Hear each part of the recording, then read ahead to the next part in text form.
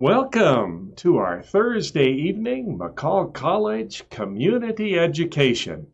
We're pleased that you've joined us tonight. I'm Dr. Brian Williams, and I serve as your moderator for the Community Education Series for McCall College. And we're very pleased tonight to continue our art education program with NettieK. And it's particularly an interesting evening because today's NettieK's birthday. And so we've been having a wonderful time together celebrating her birthday, and we look forward to the opportunity of continuing our painting. And so welcome, NettieK, and happy birthday. Oh, thank you. It's been a nice day today. We've had coffee on the lake. Isn't that wonderful? And a nice little, Mexican lunch today and all sorts of things.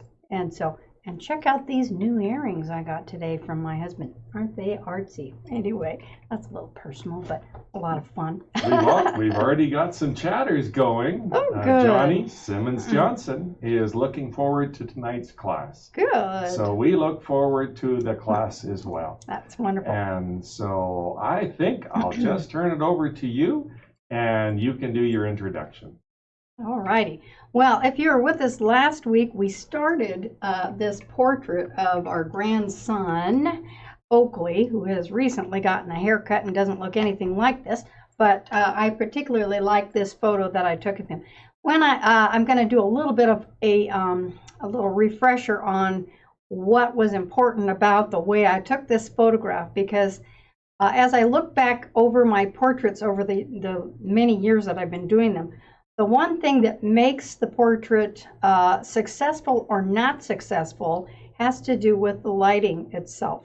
All right, it doesn't. I've even taken a black and white photo and turned it into a marvelous, colorful photo, a colorful portrait, just because I had the right information with the tonal values. Okay, so on the photo, you can see that we have a very distinct light. This is at the end of the day as the sun is going down. Light on one side, and it's shining beautifully through his eyes as well.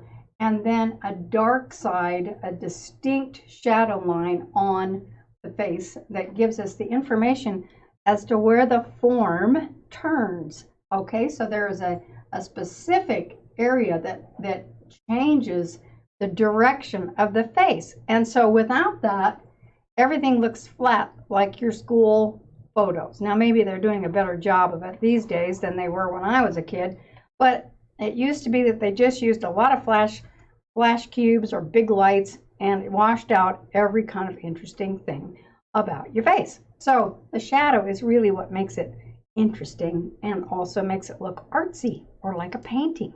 All right, so that's what I'm talking about. And so you'll see we kind of got a nice loose start last week. We did about an hour's worth of work on this particular painting. And of course, because I'm sitting off to the side, afterwards I get up and I look at it and I go, oh, okay, things become very askew if you're not right directly in front of your canvas. So that's the number one rule. Make sure you're sitting, you can do this, I can't, but sit directly right in front. In fact, nose to nose, preferably with your subject. I'm pretty close to nose with mine, so that you're not looking down on the subject or looking up at the subject or off to the side, because you will distort it, unintentionally. Okay, and so that's just my main thing on that one. Now, I'm going to give you a little art history here. John Singer Sargent, raise your hand if you know who that is. Okay, John Singer Sargent is one of the best, most well-known historical portrait people in history. All right, so now you may not have known him. You think about Michelangelo and Rembrandt and all those guys. But John Singer Sargent did a lot of the very highfalutin type people and did very large portraits of people. And so we were looking at, what were we looking at? We were looking at Madam X, so check that one out. That one, how long was that? How big was that? 9 feet? I think it was something like 90 inches, 90 inches from the top to the bottom. And so in a long full dress. And so he was the key.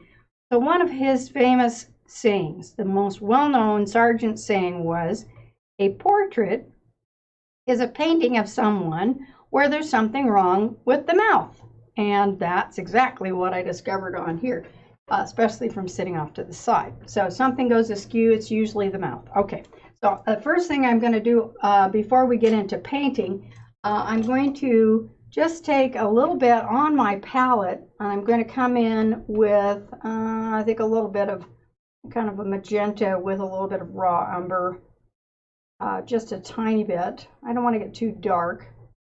And then I'm going to roll over here and make just that correction of what I can see now on the mouth. And so I know I can see that the center line, I seem to have gotten the angle just right, but I needed to correct this little area here.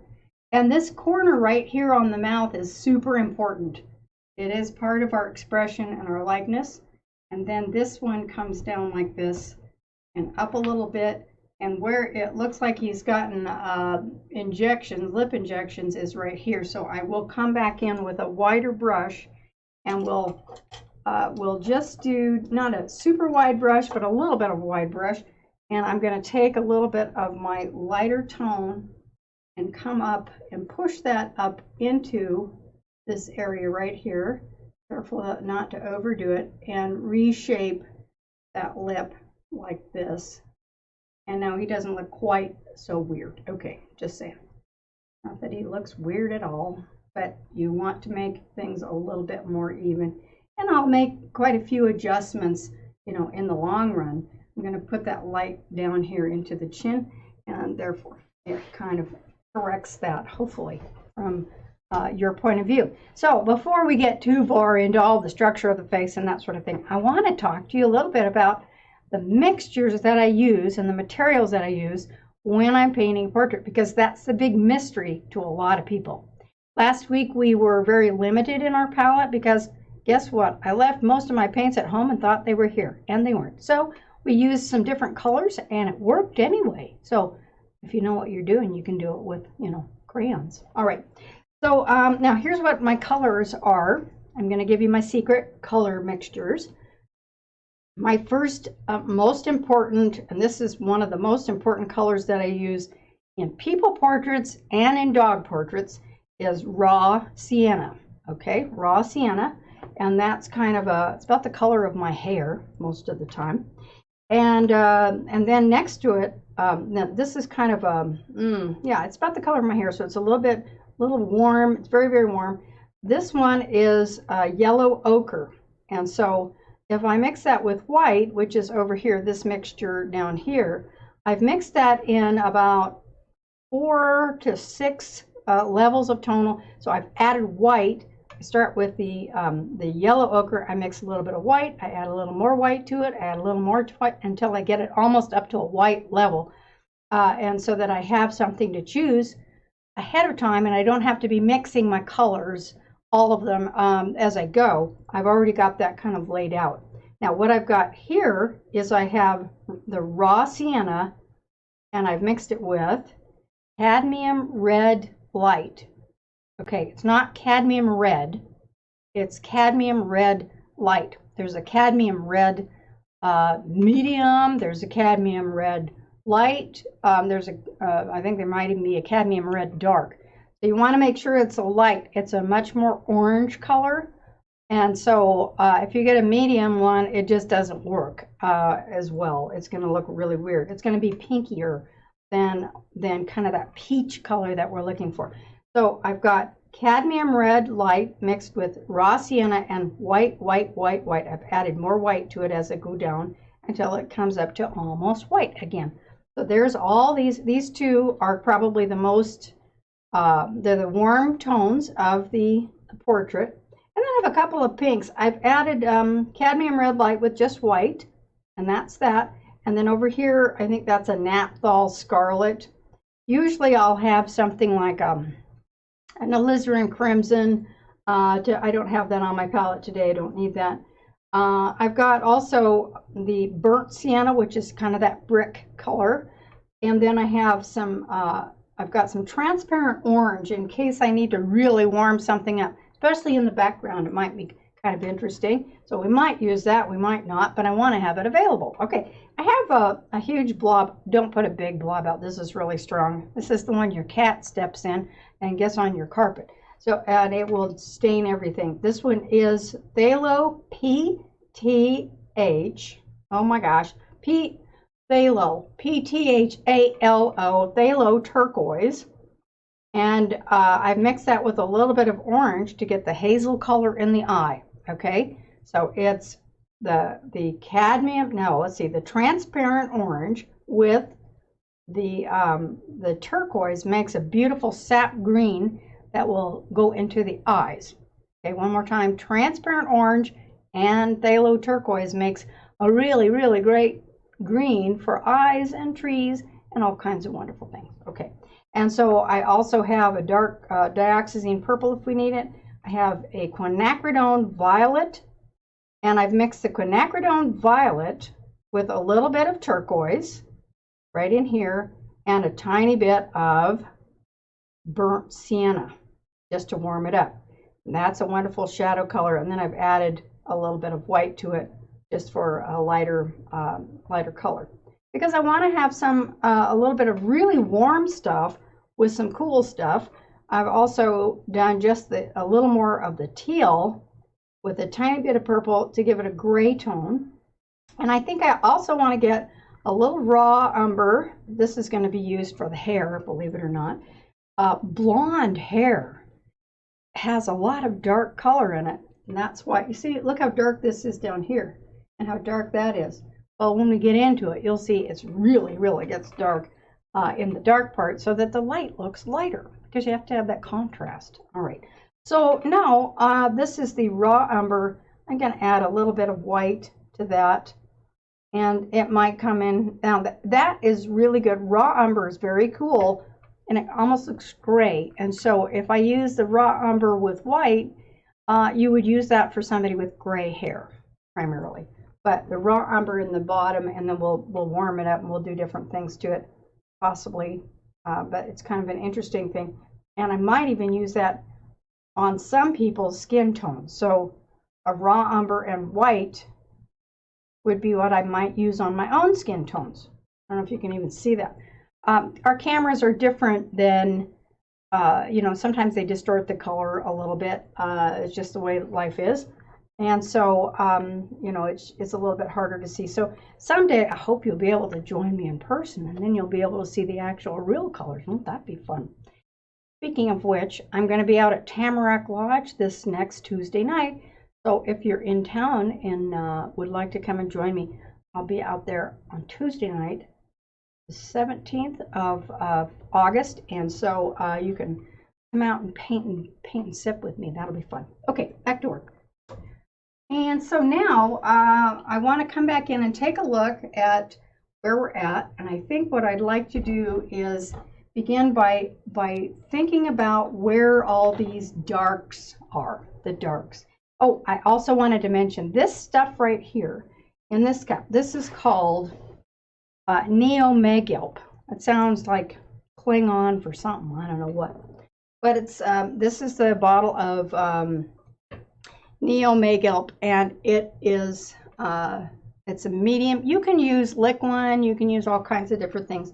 This is a kind of a gel medium, and I've put it in a cup. Now, don't stir your paint, you know, put paint on your brush and then stir it up in there. You'll just contaminate it. So what you do is you dip into the Neo-Megilp, and then you go to your paint. So you dip into that, and then you come over. Now, what's that for? Well, it's transparent, and so we did our first layer with a little bit of thinner, okay, odorless thinner, terpenoid, turpentine, whatever. And the second layer, I'm going to add this medium, and it makes things smoother, and it also makes it more transparent. Okay, so If I want it to be super transparent, I add a bunch. Don't add too much to it, it won't dry right. But anyway, so we're going to go with that.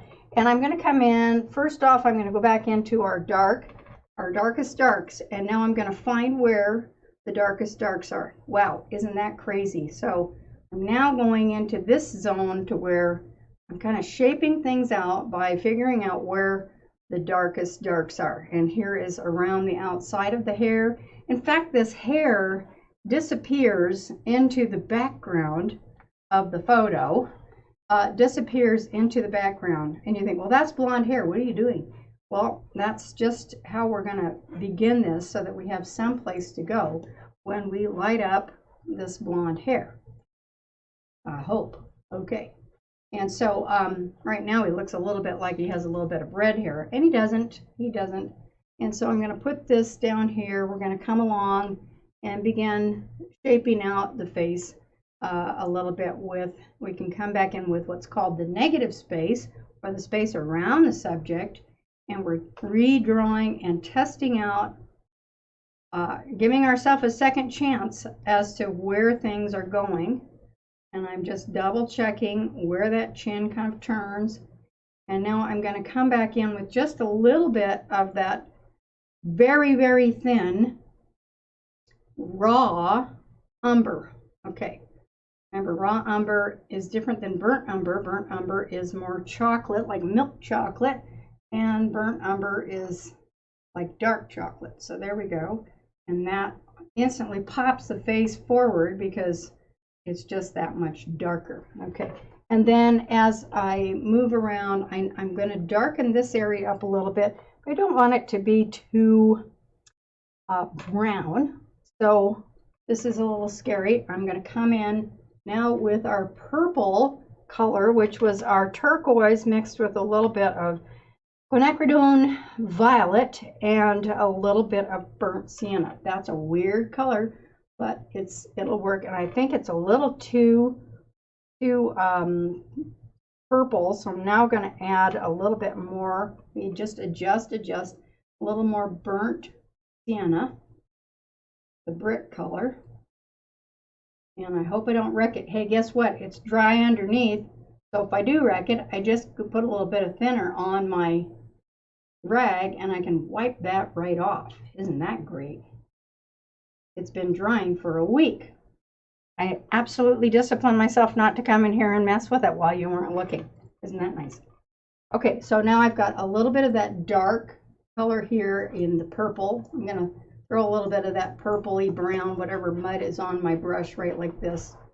And we're going to just kind of push that around a little bit.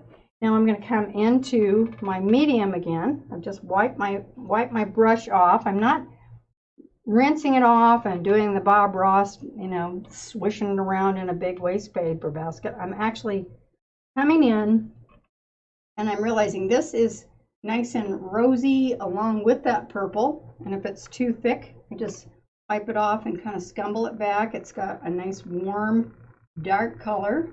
Where else do I see that? I see that on the lip right here as it turns, and then I'm looking for a few different spots. This is a very deep shadow, but it's warm, so I've got that warm shadow, and it begins to push that eye back just a little bit. I don't want to get too many lines on this little guy's face because the more lines and weird, strokes you have on it, the older he looks. And we want to keep his youthfulness, so that's what my goal is on this, is not to overdo it a little bit. I'm going to come underneath here where the nose turns, right there. I know it's kind of confusing when you're hopping around, but it's a little bit like leading an orchestra, okay? You can have sectionals where you say, all right, trombones meet on Thursday night. But when you're painting a portrait, you are really working the entire thing all at once. So I'm moving around quite a bit. Now I'm going up into a middle tone, a little bit middle tone, kind of a peachy color right in the middle of our first mixture. And I'm going to come along next to this really dark area right here. And I'm going to pop that up, and it still feels just a little bit too light. So I'm going to come back in and get a little bit darker slightly darker than that, somewhere right in the middle. Let's see. Yeah, that's it. And it's still a little peach. And then we'll put that in kind of like this. Okay. Now I'm going to wipe my brush off, and I'm going to take those two tones very carefully and wiggle my brush back and forth between the lighter part and the darker part. And it begins to just carefully, I hate to use the word blend, it merges the two shapes together. Do we have any questions yet? Not yet. Okay, good. I must be doing a good job at explaining it. Okay, good. So now I'm checking to see how that shape comes into here and then where that light moves in. This is very, very warm, and so I'm going to move up into our light yellow ochre with white and find this shape. Check this out. I'm going to come under the eye, and I'm going to put that there, and then I'm going to come in over here and begin to find the form where the light hits. This is the really exciting part. And when you're painting it by yourself, you might not jump quite so fast into these this light, but I like sharing the excitement with you, and I know it can, you know, if you do it in such a meticulous, drawn out way, it can be like watching, you know, wallpaper sit and paint dry. Okay, so there is this kind of a lighter. Now right next to here I've got this little part, which is just part of the little muscle, comes down on the face like that. See how important that little muscle is right there? Really important. And then I'm going to take that nice light and again put that on that chin. It just seems to be super important right there. And then this part right here, how far off is it from here? It's about the same. So now this part I'm going to also brighten up with that beautiful yellow ochre and white and create the shape of that by really observing the way the light hits that muscle right there. And I can come down and begin to shape the top part of the muscle of the mouth. Now this side is lighter than this side. Don't put it all up in the same. If the light's coming from one side, of course it's going to diminish as it comes across the face. So be sure that you don't just say, oh, it's light on the top part of the lip, I'll put it on both sides. That's not going to work. And then up here, I have the muscle that comes across that cheek. Wow, isn't that exciting? So I have this muscle. This is a really important muscle that kind of defines, it's actually part of the nose, I think. It feels like it's part of the nose to me. And then it connects up that little, that's not going to be quite that light, but that, just to show you what that is. And then it'll come up into the forehead, that same kind of tonal value like that.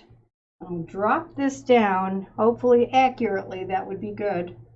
I'm going to drop this nice light down center of the nose and begin to pull that out just a little bit like that. Okay, now the next thing, while I'm onto this is the super amazing part. I'm going to bring that up just a little bit up there, up and around the, we got to put that shadow back into the eye a little bit.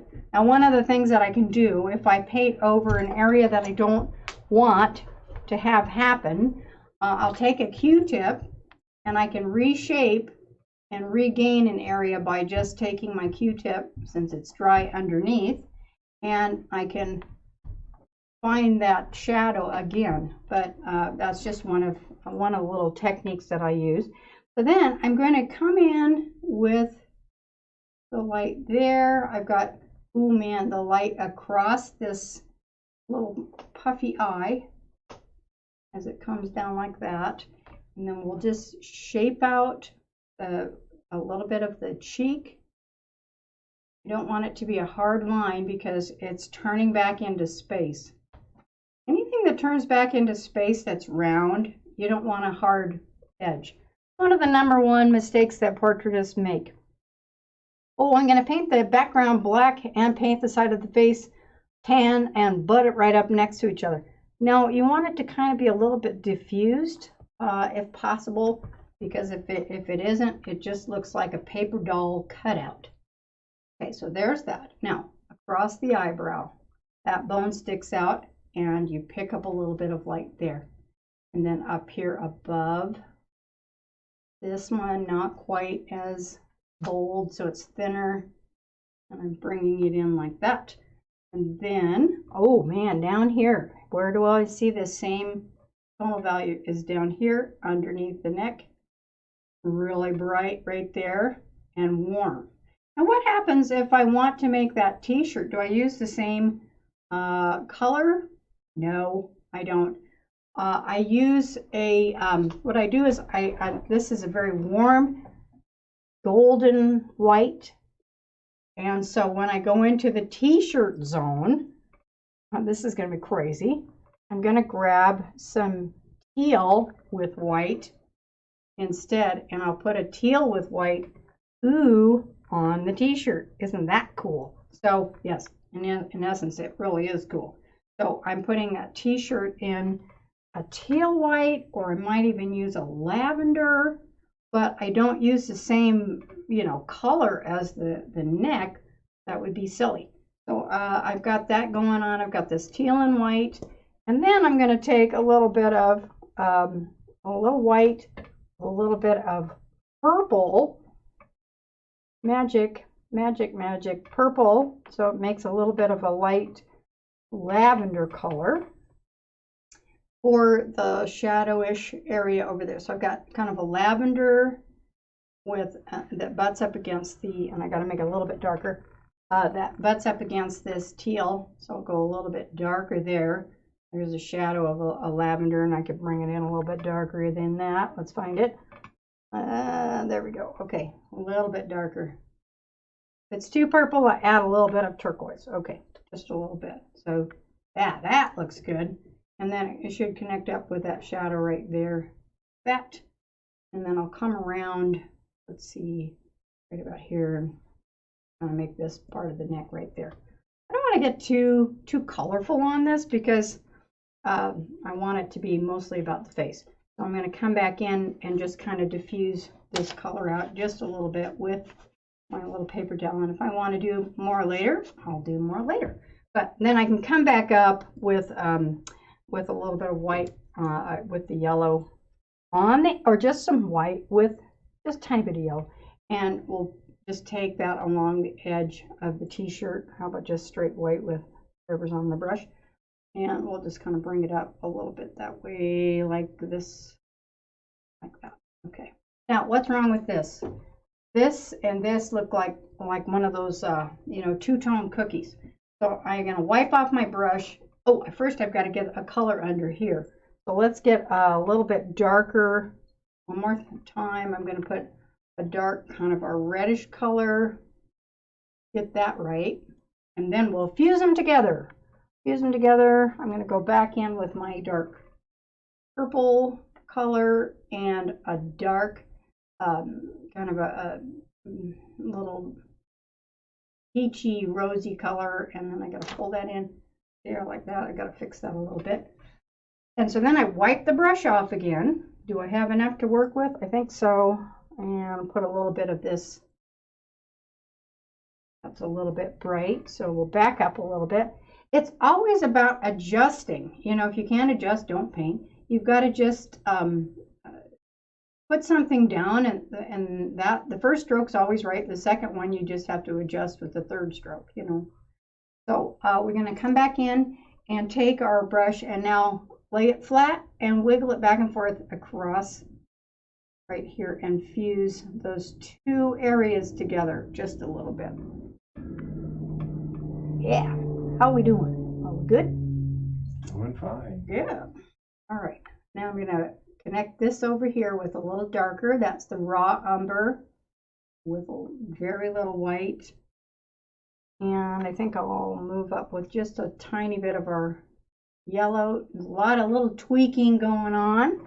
Then I'm going to come back in, and one more time I'm going to define this dark with a little bit of that raw umber maybe just a little bit of, let's see what I've got here. I want it a little warmer, so I'm putting a little bit of burnt sienna with raw umber there.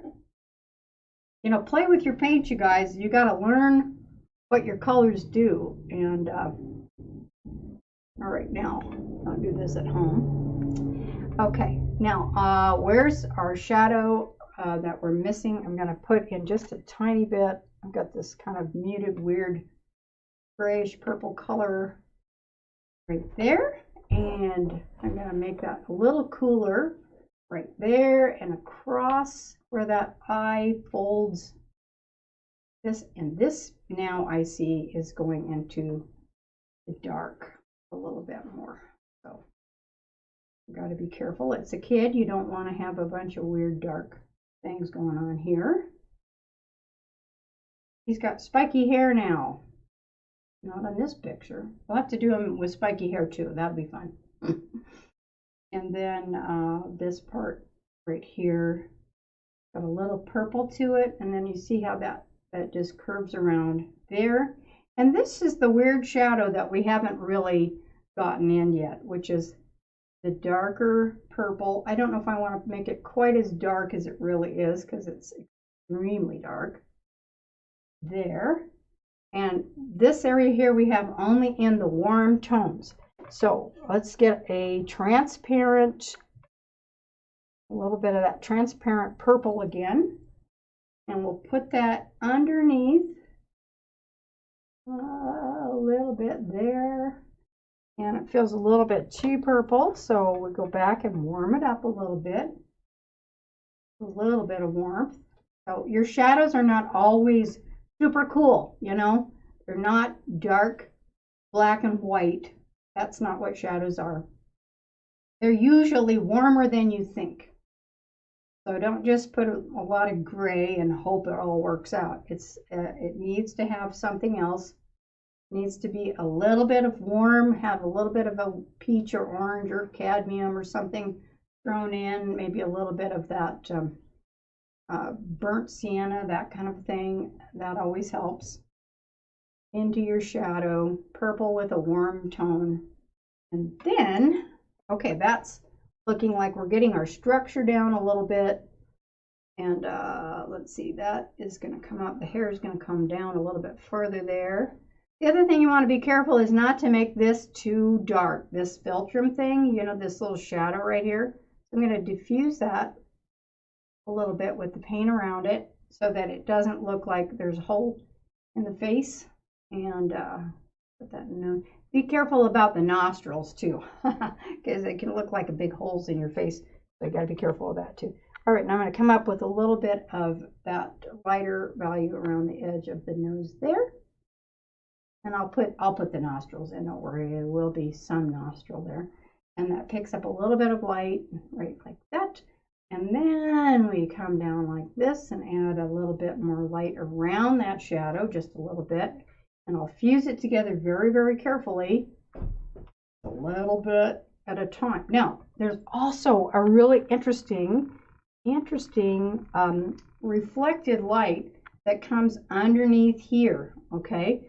So this, I think the hardest thing in the beginning was to learn how to connect the head to the neck. You know, that's a tough one. So I have to be very aware that there's certain areas that, like, what's happening here? Well, it's a reflected light that comes up from the t-shirt or whatever, and it kind of lights up the bottom of the face a little bit, like a little glow. I'm barely touching the canvas with my brush, okay? Barely. I'm not adding a bunch of paint and slapping it on. I'm just glazing and grazing the top layer of paint that I've laid down, painting into paint, and I'm glazing it into what's underneath, and then I'll just keep messing with that a little bit. Don't overblend. That's really key to not making your painting look like a Barbie doll. You know, you gotta watch out with that overblending thing. So back into a tiny bit of a shadow around the mouth, and then I'm gonna make this kind of, oh, that's a little cooler there, a little darker I lost some of his face there for a sec. So, whoops, not that dark. You gotta come back, wipe it off, come back. And you can sort of see the shadow a little bit. And then I'm gonna blend that in very, very carefully, wiping. I'm barely changing brushes. I don't think I've changed my brush, have I yet? Probably not. I'm just using the same brush to kind of work that in. Now, we're going to realize this is really very severe right here. We've gone from light to dark. So what I need in the middle is a middle tone. And so I'm going to lighten the middle tone up between the light and the dark. And I peached it up. I put some of that wonderful pink tone right on the cheek. And I think I'll pull that over to here a little bit. Let's see, where else am I going to go? This feels too dark, so I'm going to peach it up right there. And this feels really quite warm. Warm underneath the eye here. That feels too warm, but it starts out that way. What really feels warm is the white of the eye. So I'm going to back that up a little bit with a little bit of that teal. I think just a tiny bit. You don't want to make the whites of the eye white because they'll just bug out. So that's just light teal right there. And I'm beginning to shape that little area there. And I've got a tiny bit of light teal right there. And let's see where that's going here. Oh man, I got to come down with my light value and begin to shape that little lid that's coming down across the eye. Very seldom do you see the entire cornea or the iris, the colored part of the eye. You don't ever, rarely do you see that. So, unless somebody's looking at you like this, you usually will see it will cover a lot of, or some of the cornea, and that's what gives us expression a little bit.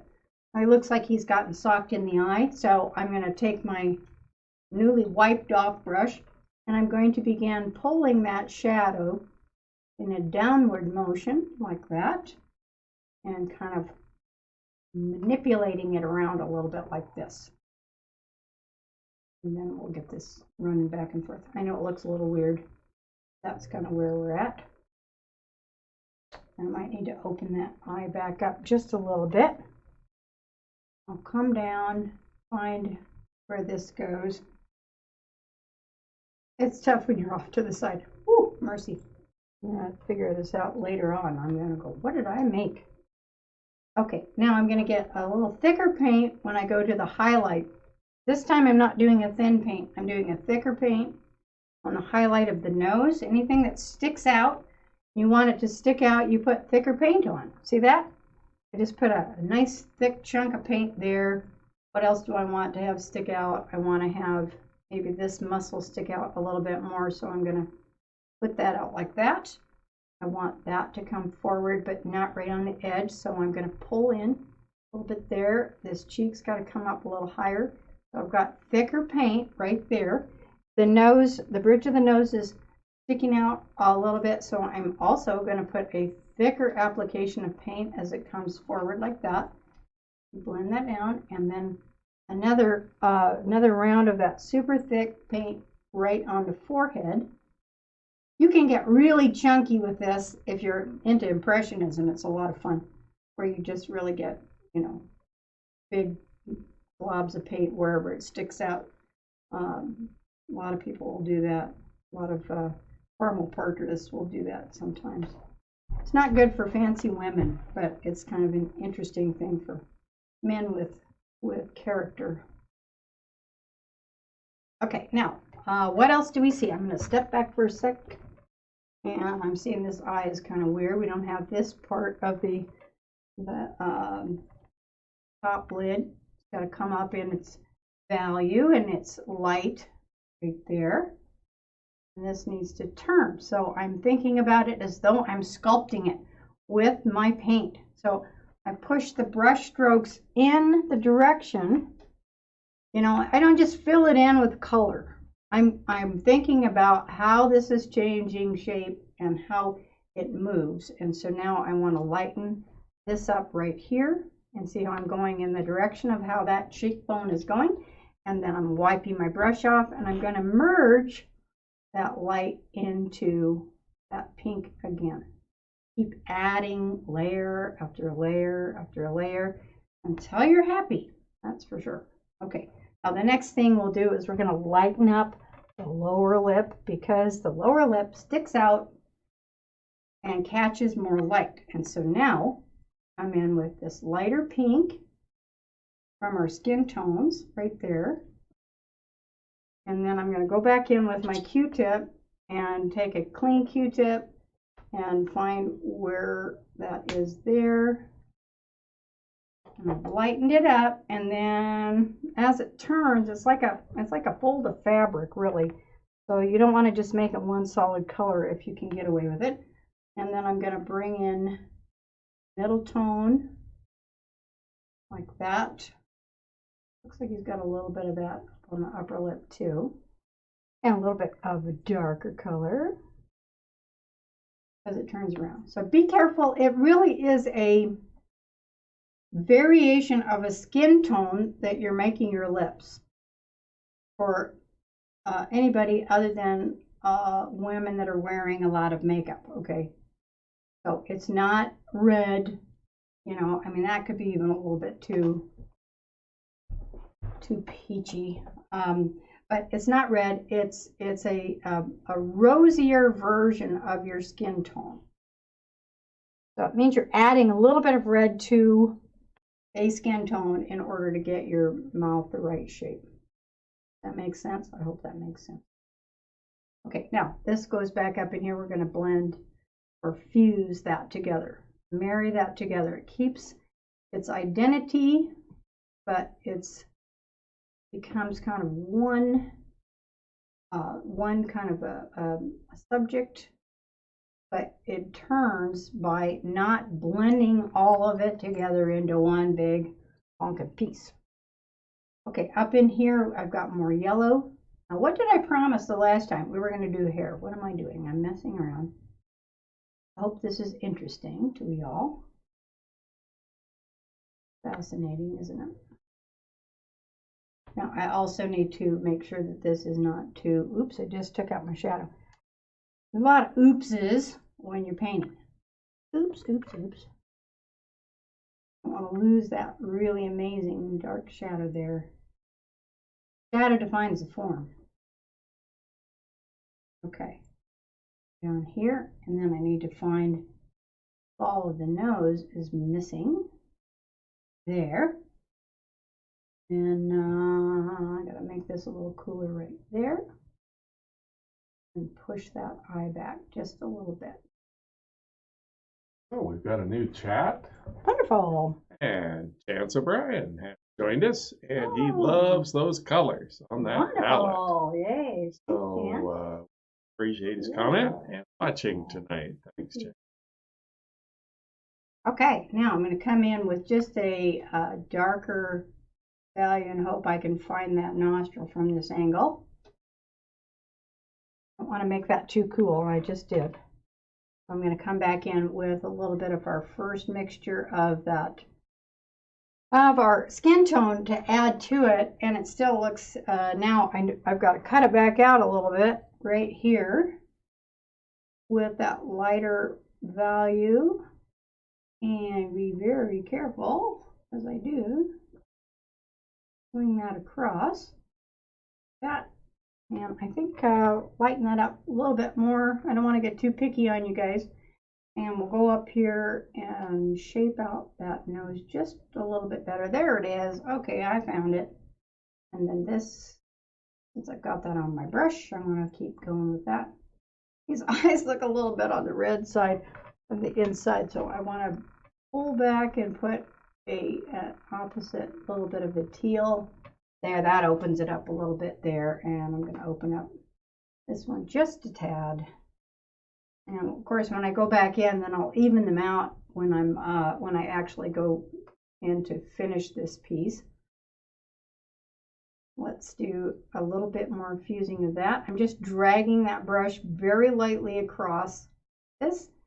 and then kind of fusing it together just barely, barely, barely. That.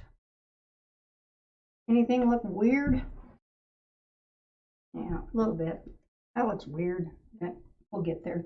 And then I'm going to push a little bit of that dark green, which was our turquoise mixed with orange.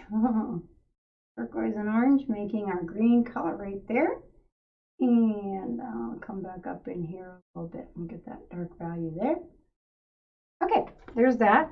Now let's get in. Before you move on to the hair, one of the things it seems like it's a challenge is to keep them young. Yes. And so we're dealing with a 6-year-old. Yeah. And I'm wondering what your techniques are when you're worried about bringing them, you know, about the wrong age or the right age. Right. Okay. So this is something that we talked a little bit about last week, and I'd like to refresh. Now he looks about 12 to me right now, I think, on this piece. And part of the reason for that is that, you know, normally I'll do some full-on measurements and I make sure that I'm all, you know, super accurate every time I do this. But this measurement, right, I think that one to here is accurate, but from here to here is too long. I'm going to correct myself. I'm just going to tell you that right now. So because if this is too long in here, and we generally will do that automatically, we'll make that a little bit too long. The longer we make that, if we do it 1 millimeter too long, it will age them by about a year every millimeter, okay? And maybe more, maybe more. If you do 6 millimeters, they're gonna look 90. So we become, we need to be very aware. And, you know, this was, I used to have police officers come into my studio down in Pasadena, and I'd say, oh man, you know, this is many, many, many years ago, and I would be painting, and I'd say, oh, every kid I paint looks older than he is. And they said, hey, we need somebody to do age progression photos, you know, or drawings. You could just draw them the way you see them, and they'll be totally age progressed. And so they really tried to talk me into coming in and doing that. I said no. Okay. Anyway, this is how Oakley's going to look when he's about 12. Okay, just saying. But the area that we have to watch out for is this area from this measurement to here. Generally, it's the chin. I think we've got the chin fairly close. But it's these lengths right here. That one to there, that one to there. We'll generally make them too long. And that's what happens. So watch out for that. Okay. Good. All right. So now I'm going to come back in. Our main colors for this blonde hair are going to be, we're going to have our dark raw umber for the darks. And I'm going to come in like this. Raw umber, and the raw umber is going to set off the blonde. It's the shadow part. And we'll come over here. I'm going to see. I know this still needs to be darker in value, but for right now, I'm not going to worry about that as far as the face goes. And then we're going to come down this, and I'm just kind of swirling it around. There are a couple of different techniques of doing the hair, and one way of doing it is to take a brush and make stripes of like the highlight stripe, the next stripe, and then just fuse it together. But I don't, that's just one way if you want to play around with that. That's kind of fun. I'm going to try a little bit of raw sienna and hope his hair doesn't look too, no, it's going to look too red, I can already tell. So raw sienna will make your hair look red. So switch over to yellow ochre. Yellow ochre is much more in the blonde range. And so here's our yellow ochre that comes in as our secondary tone. And I'm just taking, this is a big fat filbert that I'm using. And I'm doing a middle tone over the dark. So we start with the dark, we move to a middle tone like this. Got a big blob of paint on there, that's good. Middle tone, I'm using some medium on there. And then if it looks too green, you're going to have to add something with a little bit more of a reddish tone to it. I'm going to add a little bit of burnt sienna with, yeah, that's it. Burnt sienna with white. That's a bit of a fleshy tone. And that just kind of gets it set down a little bit. And I'm just flipping a little bit of this hair back and forth. And then I'm going to come into our yellow ochre and white, and that's what I just did right here. Yellow ochre and white in that very light blonde area, and I'm going to pull that in and kind of fuse it together just lightly. And pull a little bit of another little curl. I don't want to get too fussy with it. I don't want to keep painting every single hair. Otherwise it looks artificial. You drive yourself crazy. It can also look like a wig, and so we don't want to do that. Notice how I've got a little bit of that skin tone up into the hairline up in here. So if I fill that all in, you know, that causes a problem. I want to have a little feeling. In fact, I might even come back in here with a little bit of our skin tone and put that in there like that. I don't want him to look like he's got a receding hairline either, but I want to start that out with that. Go back in and put a little bit of that darker element right in here like this. That looks so weird at this point. But I have a little bit of that to where the hair is growing out of the skin, not just plunked on there. You know what I mean? You don't want it plunked on. So now I'm going to put that light blonde. We save that blonde for the last strokes rather than, oh, he's got a light blonde here, I'm going to just paint it all with this light yellow, ochre, and white. That's just the highlight. You can see how it looks nice and blonde just doing it, just with that dark. Look how dark that is. It's super dark back here. But you need that dark in order for it to look as though the hair is light. You got to have that contrast. That's how we know how good things are. Sometimes when we go through dark things, the light stuff looks pretty good. So the contrast is what makes it actually look as light as it is. Isn't that interesting? Yes. So and it gets darker as it goes back into space. That. Okay, I'm liking that. I think I am. And then I'll just throw some. So if I want this hair to look light, okay, everybody, this is going to be fun. How much time do we have, Dr. Williams? Are we getting close? We're 8 minutes to the hour. Okay, good. All right. I'm going to take a really big brush. Yeah. I'm going to do something a little bit weird. I'm going to come in with, a little bit of this orange, a little bit of dark purple, and a little bit of orange. Okay. I'm going to make the outside area. You see how I put that blonde stroke in there and you couldn't see it? Well, now I'm going to make a dark value into the background, and this is where the background is really important. Now, it drives my husband crazy that I will do the background after or in the middle of when I'm painting. But sometimes I don't know what I'm going to need. And in oil painting, when you're doing portraits or still life, often you don't work it from the very back to the front. If you're doing a landscape, however, a lot of the technique is to work the top to the bottom or from the distance to the foreground. In portraiture, it's different in that you're working kind of the whole thing together. All right, so I'm putting this in. And I'm making this dark value around the face so that the hair will have something to be worked into. If I put that on ahead of time, it'll be too dry for me to work the hair into. And that's why we do it that way. If by the time I do the hair, there's no place for it to go. So I have to have this dark.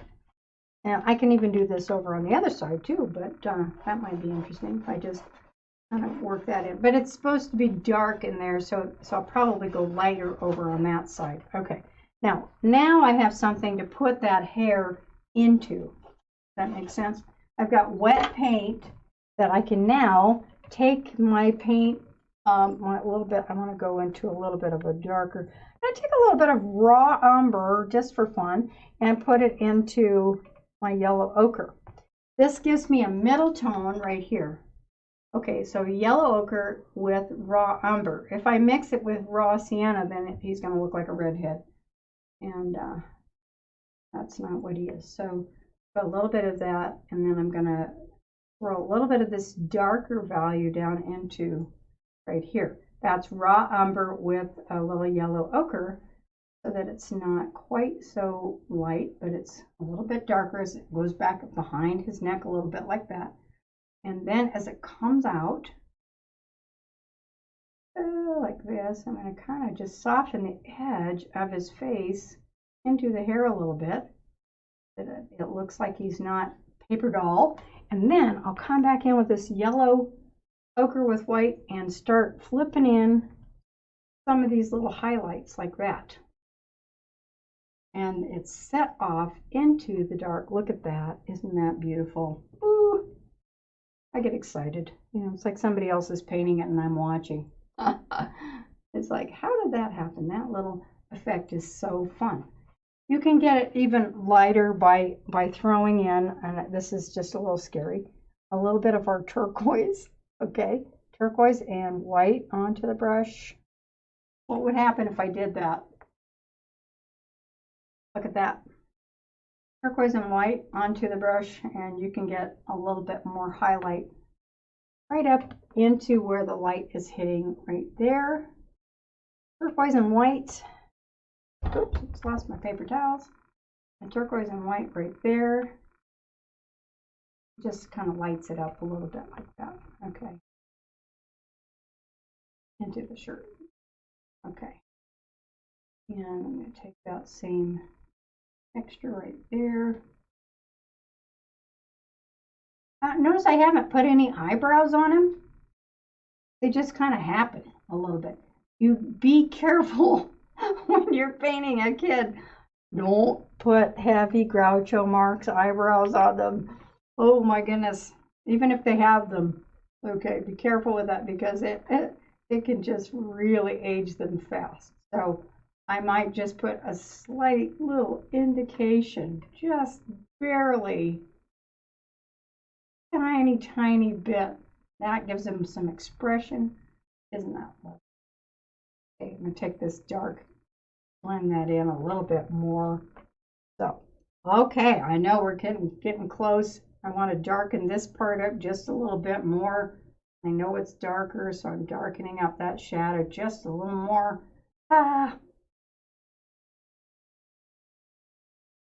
So when you're ordering a portrait, now this has been less than, what, 2 hours. It will take me upwards to, oh my goodness, 20 to 30 hours to do a proper portrait. Oh, I was going to bring one today, wasn't I? I was going to bring one of my portraits, and I forgot to bring it. Good. But these studies are really kind of neat, too. I kind of like the fact that they're not too overdone. You know, they're just this light, beautiful, wispy. In fact, I almost like them better in some ways than full-blown formal portrait where you just, you know, every little button, every little thing. It can get a little bit too much. So now, I think what we'll try to do once I get this piece done, when we do our final recording, you know, to YouTube, I'll post it. I'll post the final photo of the painting if anybody would like to see that when I get to that point. But I'm going to darken a little bit around the eyes so that they pop out a little bit more. And we'll get there. That really helps. And there we go. Shape it out a little bit.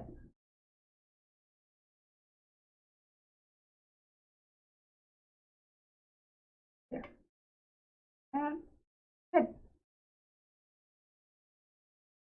Any other comments over there? Paola has come back. Hello. and he has joined us. He or she? So he or she, excuse me, I'm not sure. Tell me and what. we'll sort that one out. And we appreciate the folks that come back. So that's great. So I just accidentally gave Oakley mascara. Now he'll really look like a girl. Okay. Put a little bit of blue in there. Okay. Well, I do hope y'all are enjoying this, and I know I am. This is a lot of fun. Really a lot of fun. It's so much fun knowing that you're there and you're listening and you're, you know, paying attention, I hope, and just kind of enjoying it. And that makes it worth something. I hope you've learned something good that you can use in your own artwork. And and then next time, you guys, we are meeting next time, I hope. We're planning on doing some sunflowers, which is what we're going to be doing out at Tamarack. I'm going to be doing some sunflowers out there. So we'll do sunflowers in a blue vase in a very loose style. So I'm going to be doing it's going to be very different, you know, not photorealism, but how to be loose in your painting. I hope that will be helpful to you as well. Yeah. I think you've got a little example of that. I do. Let me just grab take a moment and bring that over. Good. And this again will be at, and the date next week is the 17th of August at 6 o'clock, and you can sign up. I think it's Tamarack, Idaho, all one word, Tamarack, TAMARACK, Idaho.com/events. And so we're going to be doing something. Hopefully you can see that a little bit.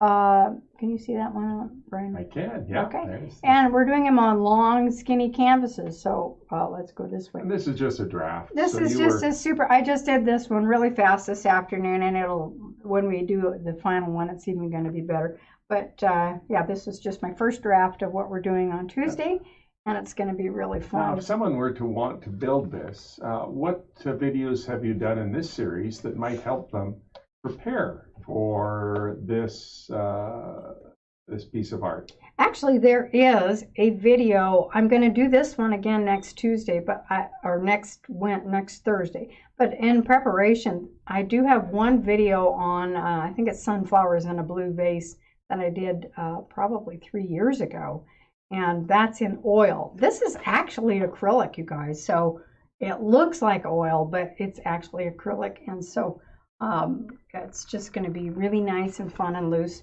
And what the advantage of doing it in, like I love painting in oil because it's just so buttery and you can mess around with it and shape it like you've got wet Play-Doh.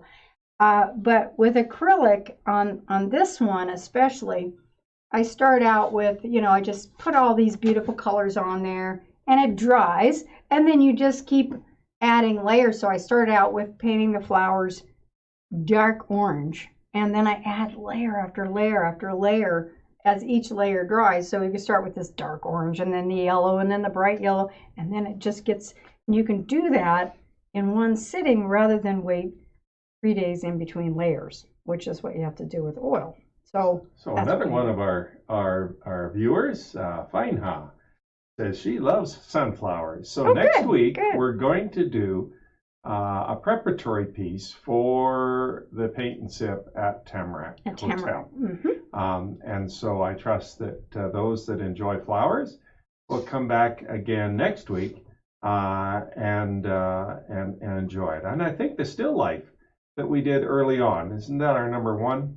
Is our still life? Wouldn't that help them set up the job? That would help for sure. The first one, which was on, I think that was episode 2. The first one was just talking about different things that we were going to do. The second episode talks about cylinders and that sort of thing. Really would help for you to kind of figure that out, because we're going to be doing a vase. Okay, so that's good. Yeah, good idea. Well, again, thank you, Nettie K, for a wonderful evening, and we appreciate you working on our grandson Oakley. Yeah. And we also we want to thank you for joining us tonight. There's been a wonderful community that's gathered for community education. And McCall College thanks you for coming and being a part of this. These videos are being broadcast on NettieKStudio. They will then be edited and placed on YouTube /McCall College. And you can get the entire series that's available on the McCall College site. And so we would welcome if you were to go on and take a look at those videos. And our expectation is that these videos will then re-arrive on the NettieKStudio site when NettieK has a chance to edit them up as well. So we look forward to that. And so thank you. We trust you'll join us again next Thursday night at 7 p.m. Mountain Daylight Time when we'll do sunflowers. And I'm sure you would enjoy that. And so thank you for joining us. And we look forward to seeing you again next week.